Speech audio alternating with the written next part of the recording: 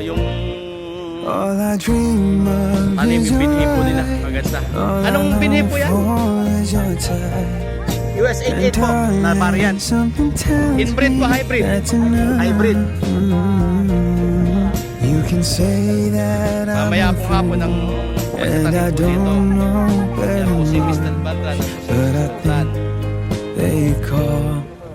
Sila po yung magpapatanim po dito. So ipapapa po dito yan para mamayang hapon po patatanim po sa mga kabisilya po nila.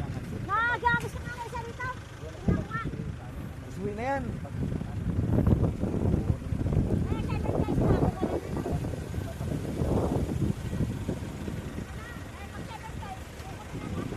Oh, nagsuwi na yan, oh. Oh, namumuno na kaya ito. Oh.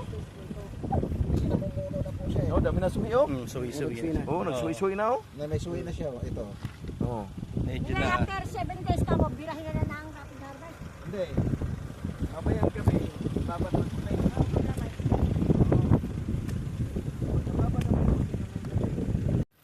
Magandang umaga po.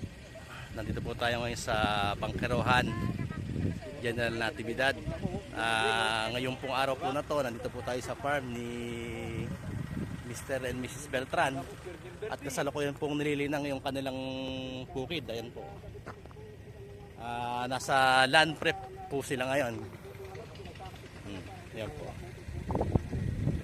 Alam niyo po, yung isa sa pinakamahalaga sa pagpiprepare po ng tanim ay yung land preparation bago po lagyan ng mga palay. At yun po yung ginagawa po nila. Ayan po. Kaya sa mga gumagamit po ng aming mga product ay tinuturo po namin sa kanila kung gaano po ka-importante yung land preparation para sa mga ating mga lupa. Dahil po yung lupa, yan po yung magpapakain sa palay. May mga produkto po tayo na ginagamit katulad po ng Bioprotect para po dito sa lupa. Ang ginagawa po noon, pinapaganda po, pinapabuhaghag po yung kanilang lupa at pinapatay po yung mga fungus, virus, bacteria po sa ilalim tulad po ng itlog ng suso, mga damo pa po na damo na nasa ilalim, tsaka po yung mga bacteria. Kaya po naiiwasan po pag may mga palay na po siya, naiiwasan po yung pagdami ng mga insekto katulad po ng mga black bag. Ayan po. Ito po ay ina-assist po namin sila sa kanilang pag-prepare ng kanilang lupa. Malawang po yan. Ito po, makikita po natin lagi ito at tututukan po natin yung kanilang pag-prepare po dito sa lupa po dito sa General Natividad.